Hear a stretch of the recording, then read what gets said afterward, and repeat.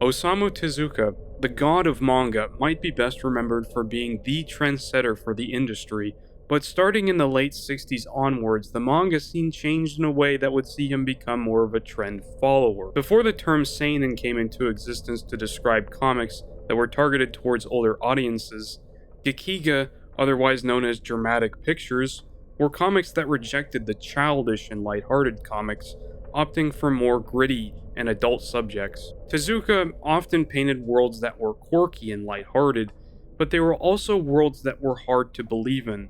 The world was becoming a pretty scary place, and a lot of Japanese people were still trying to recover from the lasting effects of the atomic bombs.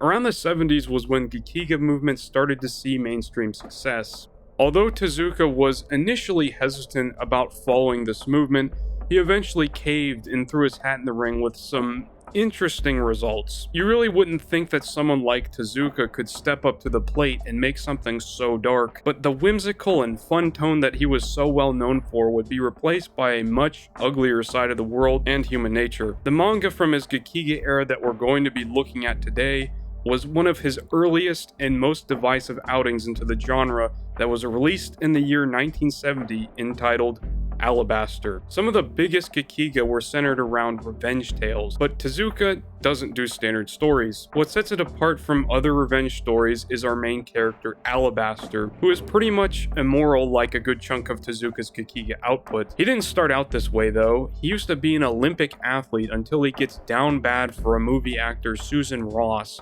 who dates him only for his status and hates him for the way that he looks. The result is a downward spiral into murder, mutation, and everything obscene. I mean, hey, we've all been there before, right? Alabaster is actually a pretty unique character, and in my opinion, one of my favorite Osamu Tezuka character designs. His philosophy revolves around destroying everything that is deemed beautiful, because at the core, everything and everybody is actually very ugly. He even has beef with flowers and the sky because they both have ugly things they hide, like their roots and the emptiness of space.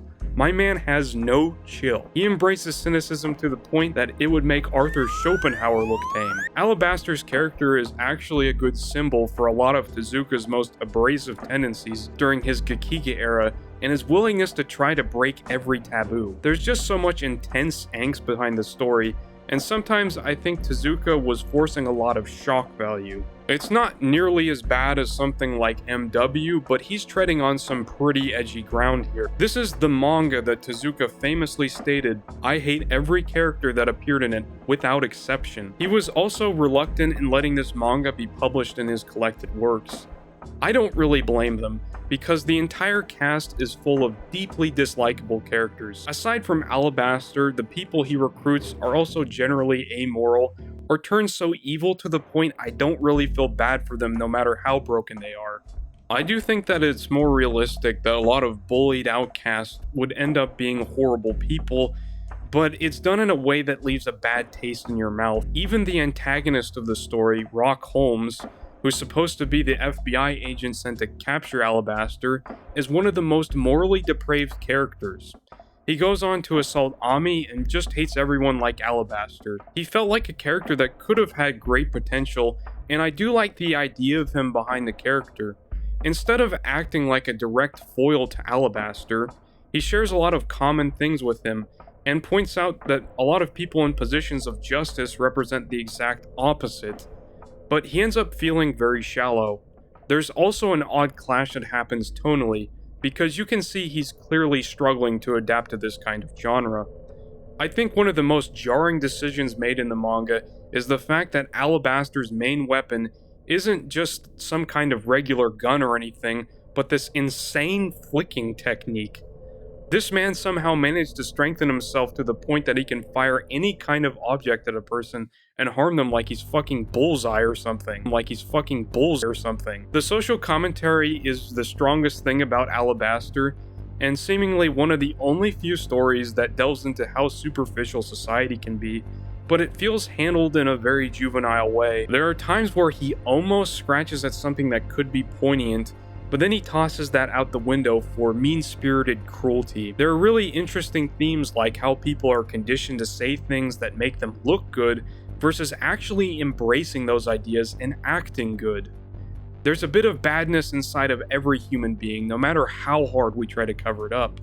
But instead, it gets bogged down by its desire to piss off the reader at every given chance, and it feels a bit cheap. I don't have any problem with cynical stories that try to tackle how truly rotten human nature is, but the good ones usually do this with some sense of purpose beyond torturing the viewer. Here it feels like Tezuka is just trying to throw some shock value left and right with no other reason to say, "Hey, look at me, I can write messed up stuff too," rather than truly add anything meaningful to say about the human condition. It comes across a tad bit too mean-spirited, and I feel like I've actually seen this story done better before. Kobo Abe's Face of Another tackles a lot of the same ideas, with a man who's been permanently disfigured, and this subsequently emerges a much darker personality. The difference is Kobo Abe is doing this in a subtler way, and with more intent behind it. There's a pretty fine line that you have to walk when you're writing darker stories, that you don't end up getting lost in it trying to make it dark for the sake of it, or else you end up with something like The Boys comic book. I get it though, because this was one of his earlier attempts at trying to be adult and gritty. He's a man from a different era trying to catch up with young people, and I at least applaud him for trying. He's shown that he can write more mature stories with better writing when he isn't trying so hard. Now that I think about it, Alabaster actually seems a little bit like a prototype to Blackjack. The main characters are both heavily disfigured and brooding, and they both focus on the dark side of humanity. Maybe it's a bit of a stretch to say this, but I think there's some DNA that crossed over between these two series. So maybe the consequences of Alabaster weren't all that bad. Alabaster even got pretty close to getting a full-blown remake in the form of a Western comic book that was being crowdfunded, but it ended up failing to reach its goal. This whole situation is both hilarious and sad, like nobody wanted this thing, because its set goal was $30,000, but it only earned a measly $1,378. Honestly, I would be lying if I said I wouldn't be interested in seeing how this would have been redone. A Western comic book remake for a manga is an incredibly rare thing to happen, especially one that's property of Tezuka. It was going to be published by Noir Caesar, which is a comic book company set out to support art from minorities, which would have been perfect for Alabaster, and it would have seen them go deeper into the civil rights movement. The art by Anna Weisky is absolutely gorgeous too, and I love what she did to the Alabaster design. It's just a couple tweaks to his look and not doing too much to the point where it doesn't look like him. He kind of looks like Skullface from Metal Gear Solid 5. Maybe this could have been a shot in the arm that Alabaster needed, but it's safe to say they probably had a good amount of heavy lifting to do in order to make the story better. Overall, it's one of Tezuka's strangest outputs from his Gekiga era. I'm sure hardcore fans might get a bit of a kick seeing the insanity of it all, but for me, it felt a bit uncomfortable to see Tezuka completely stripped of his joy and whimsy. I know he could have some grittier moments in his earlier work. I mean, Astro Boy's most famous arc, The Greatest Robot on Earth, is certainly darker than normal for him. Even though this is just one of his many manga, it made me view Tezuka in a completely different light.